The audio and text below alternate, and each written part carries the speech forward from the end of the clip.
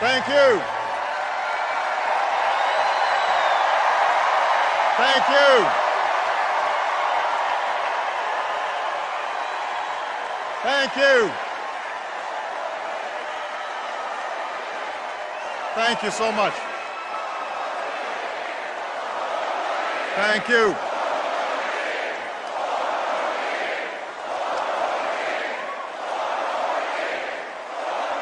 Thank you so much.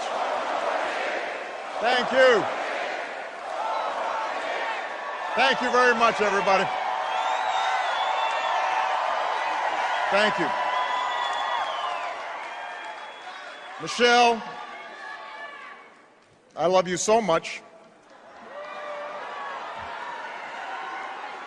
A few nights ago, everybody was reminded just what a lucky man I am.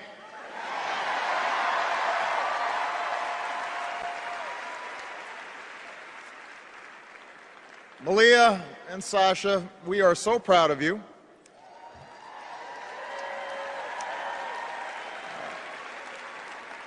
And yes, you do have to go to school in the morning.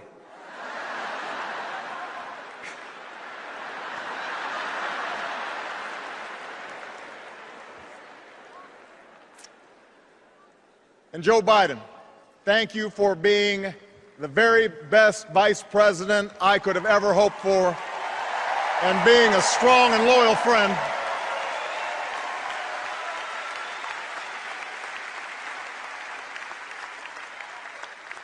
Madam Chairwoman, delegates, I accept your nomination for President of the United States.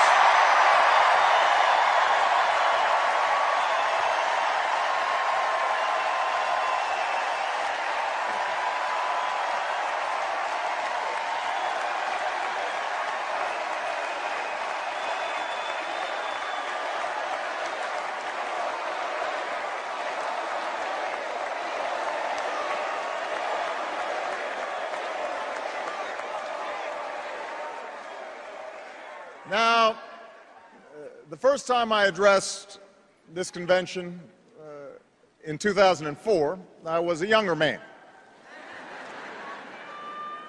a Senate candidate from Illinois who spoke about hope. Not blind optimism, not wishful thinking, but hope in the face of difficulty, hope in the face of uncertainty. That dogged faith in the future which has pushed this nation forward even when the odds are great, even when the road is long. 8 years later, that hope has been tested by the cost of war, by one of the worst economic crises in history, and by political gridlock that's left us wondering whether it's still even possible to tackle the challenges of our time. I know campaigns can seem small, even silly sometimes. Trivial things become big distractions. Serious issues become sound bites. The truth gets buried under an avalanche of money and advertising. I mean, if you're sick of hearing me approve this message, believe me, so am I.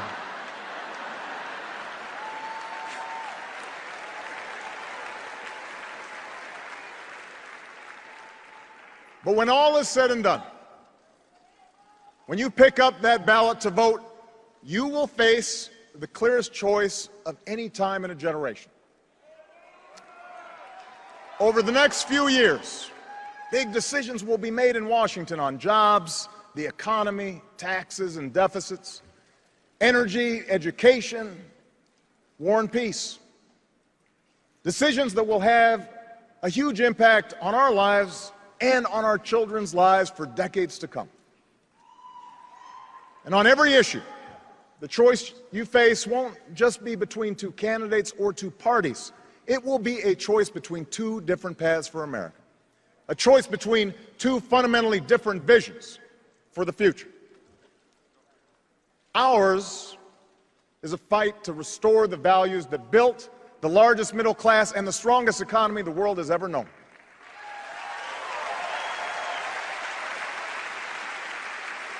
The values my grandfather defended as a soldier in Patton's army. the values that drove my grandmother to work on a bomber assembly line while he was gone. They knew they were part of something larger, a nation that triumphed over fascism and depression, a nation where the most innovative businesses turned out the world's best products, and everyone shared in that pride and success, from the corner office to the factory floor. My grandparents were given the chance to go to college, buy their own home, and fulfill the basic bargain at the heart of America's story. The promise that hard work will pay off, that responsibility will be rewarded, that everyone gets a fair shot, and everyone does their fair share, and everyone plays by the same rules, from Main Street to Wall Street to Washington, D.C.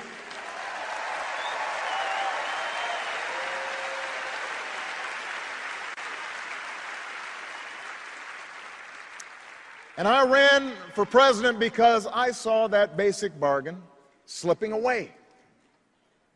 I began my career helping people in the shadow of a shuttered steel mill at a time when too many good jobs were starting to move overseas. And by 2008, we had seen nearly a decade in which families struggled with costs that kept rising, but paychecks that didn't. Folks racking up more and more debt just to make the mortgage or pay tuition, put gas in the car or food on the table. And when the house of cards collapsed in the Great Recession, millions of innocent Americans lost their jobs, their homes, their life savings, a tragedy from which we're still fighting to recover.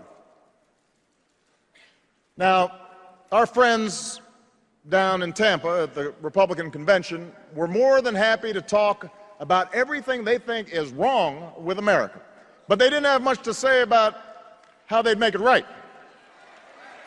They want your vote, but they don't want you to know their plan. And that's because all they have to offer is the same prescriptions they've had for the last 30 years. Have a surplus? Try a tax cut.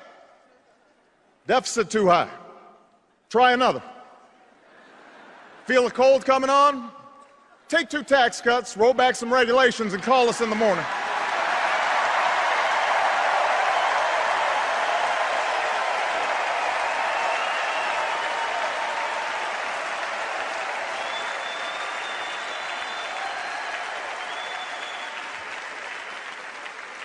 Now, I've cut taxes for those who need it. Middle-class families, small businesses.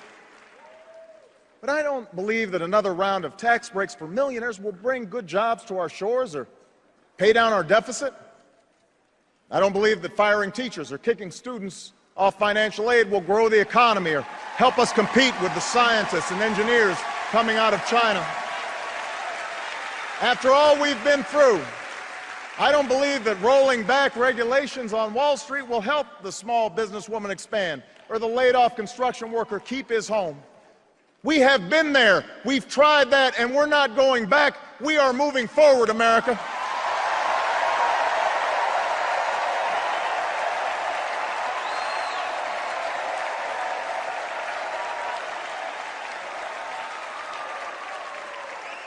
Now, I won't pretend the path I'm offering is quick or easy. I never have. You didn't elect me to tell you what you wanted to hear. You elected me to tell you the truth. And the truth is, it will take more than a few years for us to solve challenges that have built up over decades. It'll require common effort and shared responsibility, and the kind of bold, persistent experimentation that Franklin Roosevelt pursued during the only crisis worse than this one. And by the way, those of us who carry on his party's legacy should remember that not every problem can be remedied with another government program or dictate from Washington. But know this, America, our problems can be solved. Our challenges can be met. The path we offer may be harder, but it leads to a better place, and I'm asking you to choose that future. I'm asking you to rally around a set of goals for your country, goals in manufacturing, energy, education, national security, and the deficit. Real, achievable plans that will lead to new jobs, more opportunity, and rebuild this economy on a stronger foundation. That's what we can do in the next 4 years, and that is why I am running for a second term as President of the United States.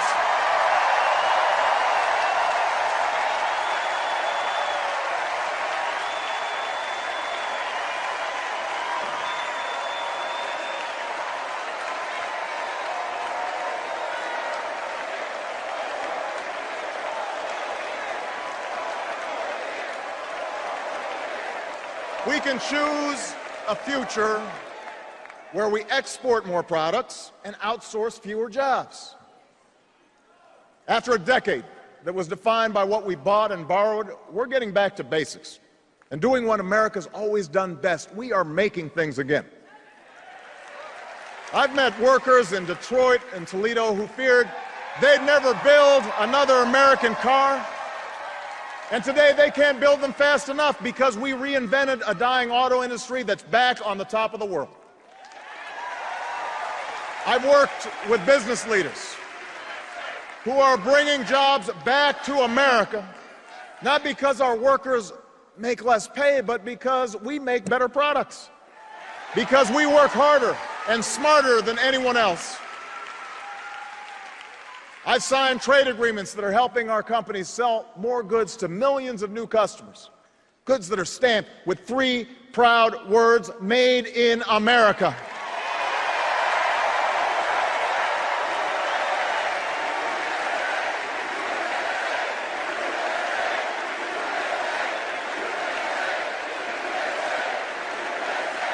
And after a decade of decline, this country created over 500,000 manufacturing jobs in the last 2.5 years.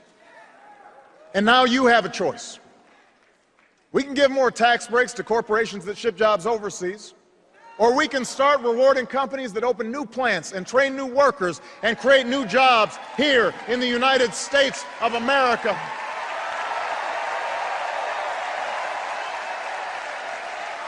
We can help big factories and small businesses double their exports.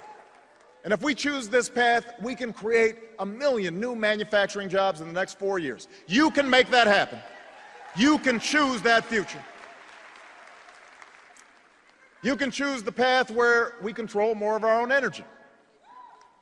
After 30 years of inaction, we raised fuel standards so that by the middle of the next decade, cars and trucks will go twice as far on a gallon of gas. We have doubled our use of renewable energy, and thousands of Americans have jobs today building wind turbines and long-lasting batteries. In the last year alone, we cut oil imports by 1 million barrels a day, more than any administration in recent history. And today, the United States of America is less dependent on foreign oil than at any time in the last 2 decades.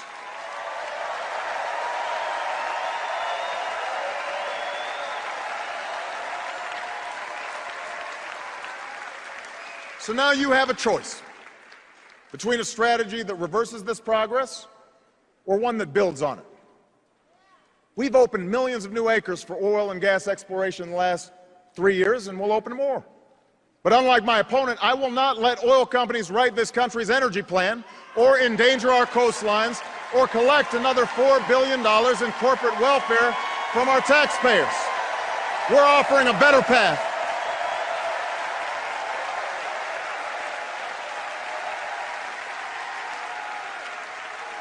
We're offering a better path, a future where we keep investing in wind and solar and clean coal, where farmers and scientists harness new biofuels to power our cars and trucks, where construction workers build homes and factories that waste less energy, where we develop a 100-year supply of natural gas that's right beneath our feet. If you choose this path, we can cut our oil imports in half by 2020 and support more than 600,000 new jobs in natural gas alone.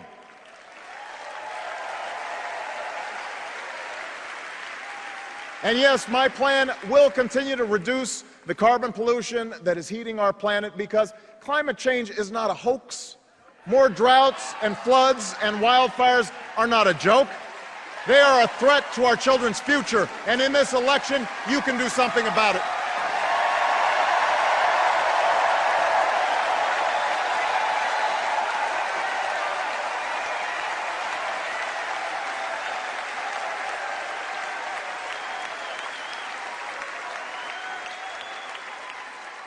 You can choose a future where more Americans have the chance to gain the skills they need to compete, no matter how old they are or how much money they have.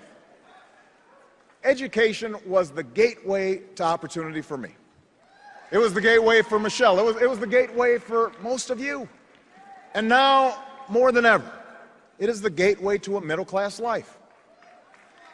For the first time in a generation, nearly every state has answered our call to raise their standards for teaching and learning. Some of the worst schools in the country have made real gains in math and reading. Millions of students are paying less for college today because we finally took on a system that wasted billions of taxpayer dollars on banks and lenders. And now you have a choice.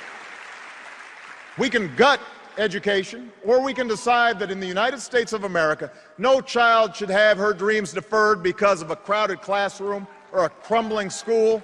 No family should have to set aside a college acceptance letter because they don't have the money.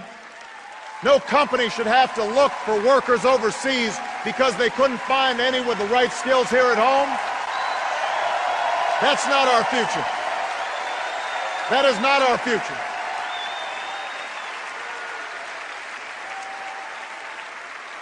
The government has a role in this, but teachers must inspire, principals must lead, parents must instill a thirst for learning, and students, you got to do the work. And together, I promise you, we can out-educate and out-compete any nation on earth. So help me recruit 100,000 math and science teachers within 10 years and improve early childhood education. Help give 2 million workers the chance to learn skills at their community college that will lead directly to a job. Help us work with colleges and universities to cut in half the growth of tuition costs over the next 10 years. We can meet that goal together. You can choose that future for America.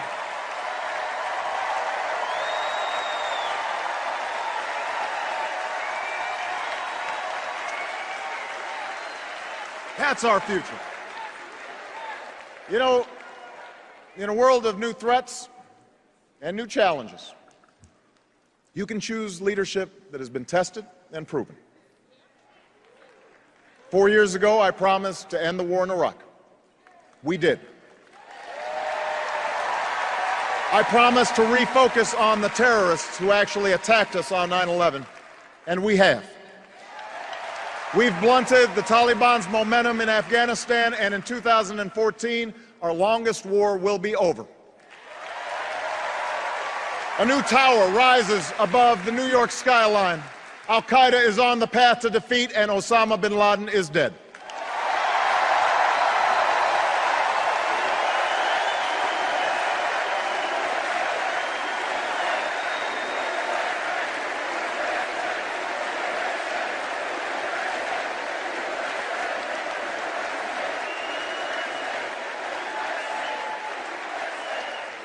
Tonight, we pay tribute to the Americans who still serve in harm's way.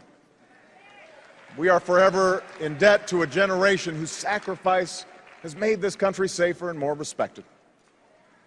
We will never forget you. And so long as I'm Commander-in-Chief, we will sustain the strongest military the world has ever known. When you take off the uniform, we will serve you as well as you've served us, because no one who fights for this country should have to fight for a job or a roof over their heads or the care that they need when they come home.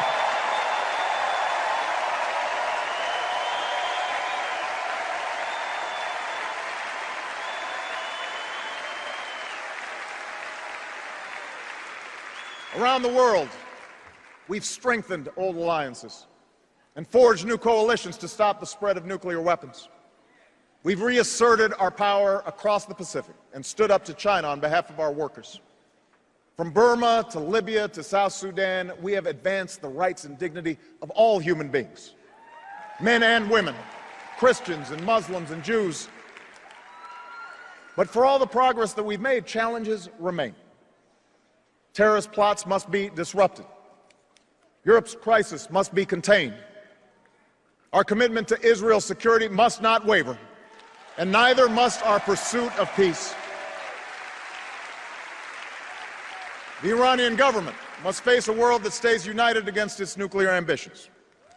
The historic change sweeping across the Arab world must be defined not by the iron fist of a dictator or the hate of extremists, but by the hopes and aspirations of ordinary people who are reaching for the same rights that we celebrate here today.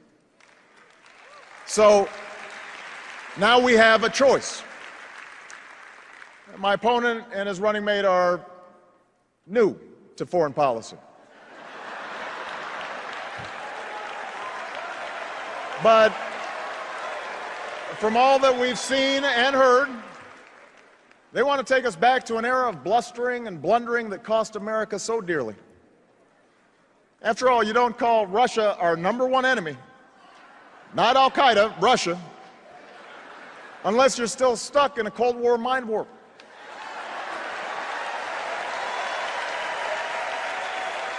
You might not be ready for diplomacy with Beijing if you can't visit the Olympics without insulting our closest ally.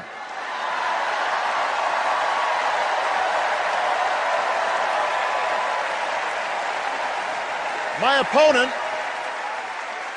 opponent said that it was tragic to end the war in Iraq, and he won't tell us how he'll end the war in Afghanistan. Well, I have, and I will. And while my opponent would spend more money on military hardware that our Joint Chiefs don't even want, I will use the money we're no longer spending on war to pay down our debt and put more people back to work, rebuilding roads and bridges and schools and runways, because after 2 wars that have cost us thousands of lives and over $1 trillion, it's time to do some nation building right here at home.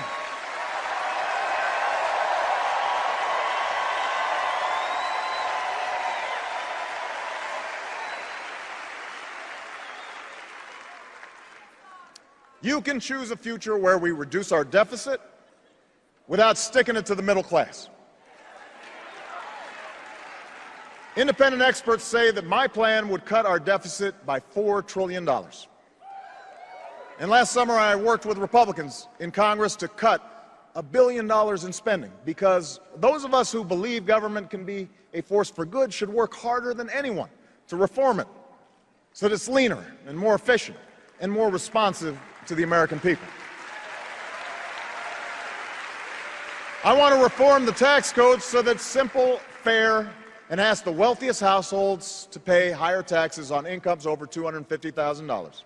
The same rate we had when Bill Clinton was president, the same rate we had when our economy created nearly 23 million new jobs, the biggest surplus in history, and a whole lot of millionaires to boot.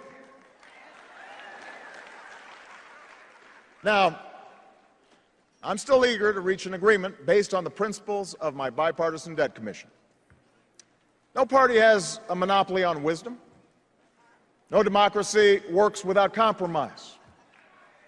I want to get this done, and we can get it done.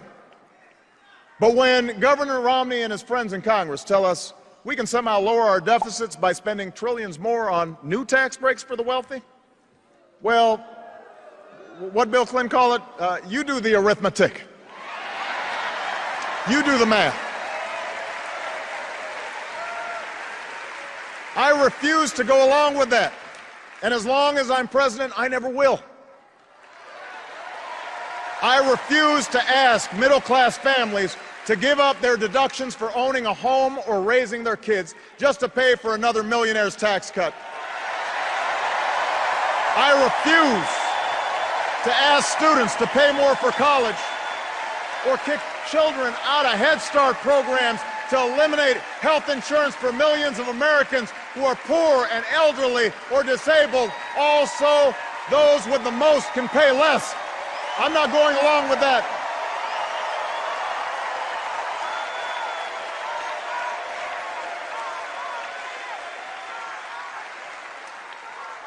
And I will never turn Medicare into a voucher.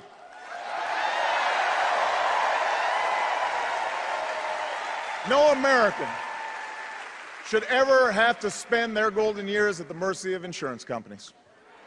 They should retire with the care and the dignity that they have earned. Yes, we will reform and strengthen Medicare for the long haul, but we'll do it by reducing the cost of health care, not by asking seniors to pay thousands of dollars more. And we will keep the promise of Social Security by taking the responsible steps to strengthen it, not by turning it over to Wall Street.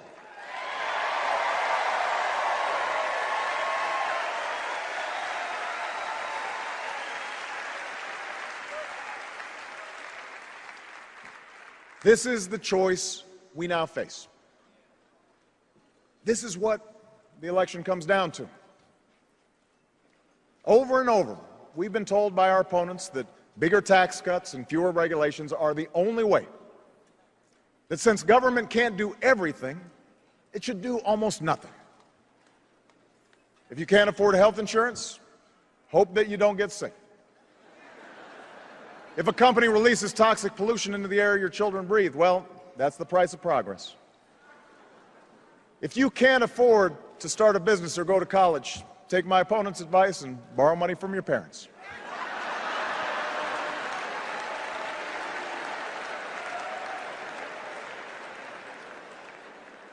You know what? That's not who we are. That's not what this country's about. As Americans, we believe we are endowed by our Creator with certain inalienable rights, rights that no man or government can take away. We insist on personal responsibility, and we celebrate individual initiative. We're not entitled to success. We have to earn it. We honor the strivers, the dreamers, the risk takers, the entrepreneurs who have always been the driving force behind our free enterprise system, the greatest engine of growth and prosperity that the world's ever known. But we also believe in something called citizenship. Citizenship, a word at the very heart of our founding, a word at the very essence of our democracy. The idea that this country only works when we accept certain obligations to one another and to future generations. We believe that when a CEO pays his auto workers enough to buy the cars that they build, the whole company does better. We believe that when a family can no longer be tricked into signing a mortgage they can't afford, that family's protected, but so is the value of other people's homes. And so is the entire economy. We believe the little girl who's offered an escape from poverty by a great teacher or a grant for college could become the next Steve Jobs, or the scientist who cures cancer, or the President of the United States, and it is in our power to give her that chance.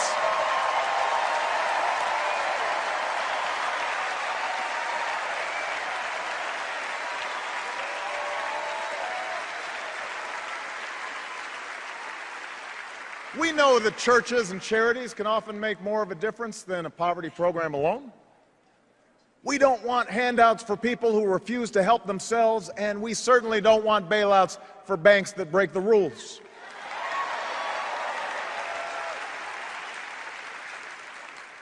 We don't think that government can solve all of our problems, but we don't think that the government is the source of all of our problems, any more than our welfare recipients, or corporations, or unions, or immigrants, or gays, or any other group we're told to blame for our troubles.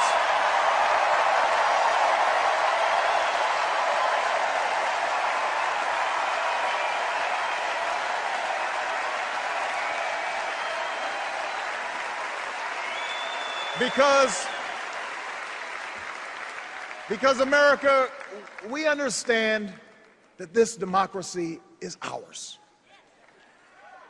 We, the people, recognize that we have responsibilities as well as rights, that our destinies are bound together, that a freedom which asks only what's in it for me, a freedom without a commitment to others, a freedom without love or charity or duty or patriotism is unworthy of our founding ideals and those who died in their defense.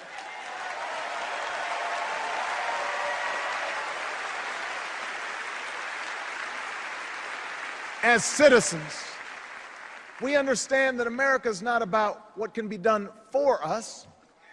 It's about what can be done by us, together, through the hard and frustrating but necessary work of self-government. That's what we believe. So you see, the election 4 years ago wasn't about me. It was about you. My fellow citizens, you were the change. You're the reason there's a little girl with a heart disorder in Phoenix who'll get the surgery she needs because an insurance company can't limit her coverage. You did that.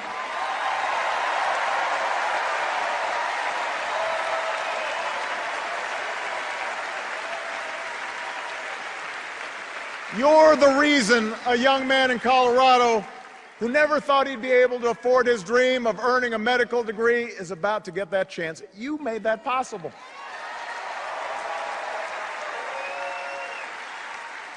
You're the reason a young immigrant who grew up here and went to school here and pledged allegiance to our flag will no longer be deported from the only country she's ever called home. Why selfless soldiers won't be kicked out of the military because of who they are or who they love. Why thousands of families have finally been able to say to the loved ones who served us so bravely, welcome home. Welcome home. You did that. You did that. You did that. If you turn away now, if you buy into the cynicism that the change we fought for isn't possible, well, change will not happen. If you give up on the idea that your voice can make a difference, then other voices will fill the void. The lobbyists and special interests, the people with the $10 million checks who are trying to buy this election, and those who are trying to make it harder for you to vote. Washington politicians who want to decide who you can marry or control health care choices that women should be making for themselves.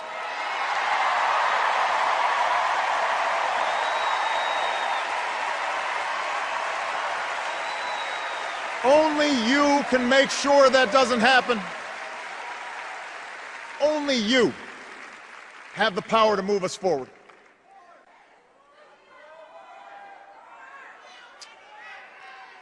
You know, I recognize that times have changed since I first spoke to this convention. Times have changed, and so have I. I'm no longer just a candidate. I'm the president.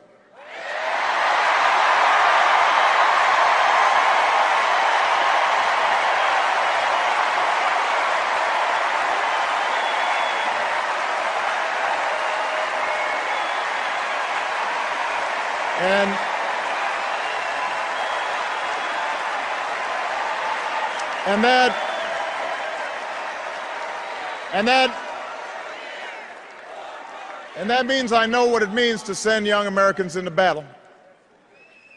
For I've held in my arms the mothers and fathers of those who didn't return. I've shared the pain of families who've lost their homes and the frustration of workers who've lost their jobs. If the critics are right that I've made all my decisions based on polls, then I must not be very good at reading them.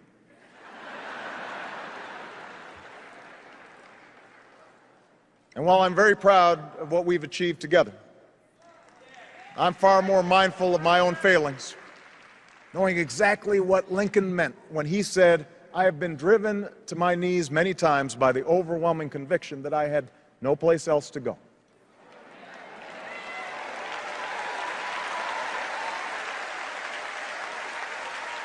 But as I stand here tonight, I have never been more hopeful about America. Not because I think I have all the answers, not because I'm naive about the magnitude of our challenges. I'm hopeful because of you. The young woman I met at a science fair who won national recognition for her biology research while living with her family at a homeless shelter, she gives me hope. The auto worker who won the lottery after his plant almost closed but kept coming to work every day and bought flags for his whole town and one of the cars that he built to surprise his wife. He gives me hope. The family business in Warroad, Minnesota, that didn't lay off a single one of their 4,000 employees when the recession hit, even when their competitors shut down dozens of plants, even when it meant the owner gave up some perks and some pay, because they understood that their biggest asset was the community and the workers who had helped build that business. They give me hope.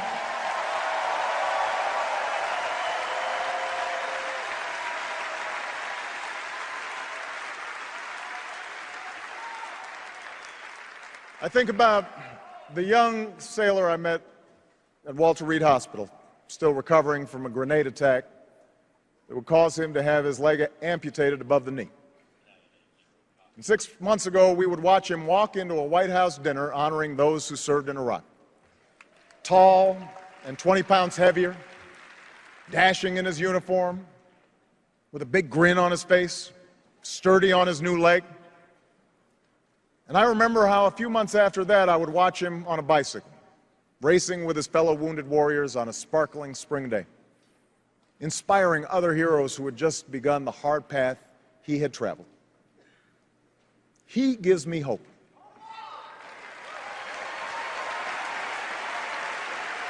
He gives me hope. I don't know what party these men and women belong to.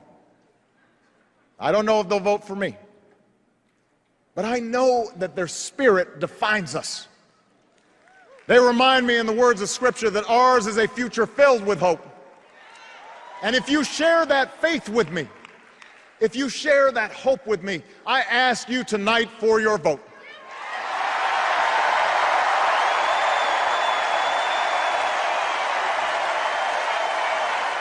If you reject the notion that this nation's promise is reserved for the few, your voice must be heard in this election. If you reject the notion that our government is forever beholden to the highest bidder, you need to stand up in this election.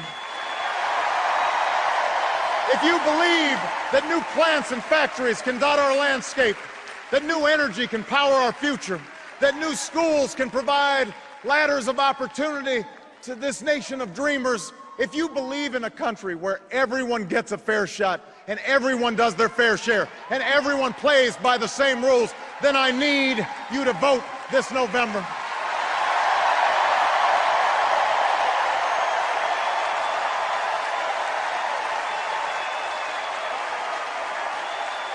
America, I never said this journey would be easy, and I won't promise that now.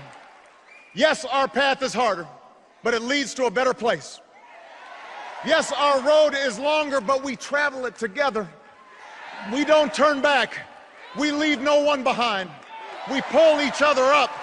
We draw strength from our victories, and we learn from our mistakes, but we keep our eyes fixed on that distant horizon, knowing that Providence is with us and that we are surely blessed to be citizens of the greatest nation on earth. Thank you. God bless you. And God bless these United States.